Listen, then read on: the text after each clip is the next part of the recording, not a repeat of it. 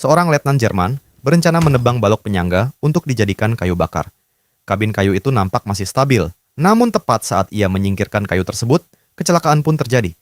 Atap kabin kehilangan penyangganya dan hampir roboh. Letnan Jerman mengambil bangku lalu bergegas menahan atap dengan tangannya. Melihat itu, perwira Inggris bergegas ikut membantu menahan atap dengan tangannya. Kemudian keduanya mulai saling menyalahkan.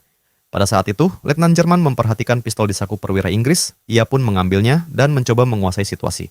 Tetapi, ketika atap kabin kehilangan penyangga dari keduanya, atap kabin itu mulai roboh perlahan.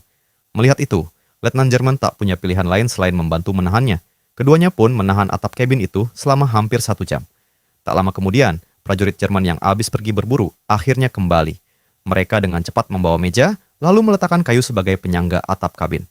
Masalah pun berakhir, namun tiba-tiba kedua belah pihak saling menodongkan senjata mereka. Karena tak ada pilihan lain, kedua belah pihak akhirnya sepakat untuk membuang senjata mereka ke salju dan kembali ke dalam kabin. Bersama-sama mereka pun memasak kelinci hasil buruan tadi, lalu menyantapnya di tengah kehangatan api unggun. Jika tidak ada perang, mungkin mereka akan menjadi teman baik. Di saat bersamaan, salah satu prajurit Jerman yang terluka terbangun. Perwira Inggris segera pergi untuk memeriksa, namun ketika perban dibuka, bau menyengat langsung memenuhi ruangan. Tangan prajurit yang terluka itu ternyata sudah terinfeksi parah, dan untuk menyelamatkan nyawanya, maka harus dilakukan amputasi. Untuk membuat api guna merebus air, mereka pun mulai membongkar lantai kabin. Namun di bawahnya mereka justru menemukan sebuah peti, berisi makanan serta minuman beralkohol. Kemudian mereka mulai membuat prajurit terluka itu mabuk hingga tak sadarkan diri. Setelah itu mereka mensterilkan kapak menggunakan air mendidih, lalu menyiapkan kain di bawah tangannya dan mengikat tangannya erat-erat. Amputasi pun berhasil dan prajurit Jerman itu akhirnya selamat.